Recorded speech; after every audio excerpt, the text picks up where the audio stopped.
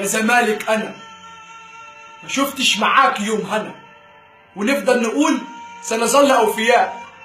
طب حن علينا وفرحنا، هات لنا بطوله من هنا ولا من هناك. كل ماتش مع الاهلي يخلص باهانه، ومش عايزين نعترف ان احنا فرقه تعبانه، ورحنا لدجالين وفكينا السحر وغيرنا مدربين. والله شكله كمين، ايوه كمين. لما انزل من بطن امي الاقي نفسي زملكاوي، وبعد كل ماتش يحفل عليا واحد اهلاوي وقالوا عليا بواب. يا زمالك جبت لي التهزيق، والله حاجه هباب. ونقعد نقول حكام، طب ما هي بسمه مدام، والمهاجمين ما بتخلصش قدام، والمدافعين منهارين. علي جبر يشوف المهاجم ينهار ويسيب الكرة ويروح مشوار، وعقدتنا 6-1 ايام عبد المنصف وعبد الواحد. لكن دلوقتي الشناوي اسف قصدي الشبكاوي. يا زمالك فين الانجازات؟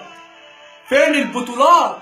هتقول لي الدوري اللي خدناه بعد 13 سنة؟ والله عيب، والله عيب. سيبنا ايه لبني عبيد؟ يا سيادة المستشار انا خايف اتكلم. تقول لي سيدي هيتك معايا وهخليك تتألم. يا زمالك انا ما شفتش معاك يوم هنا.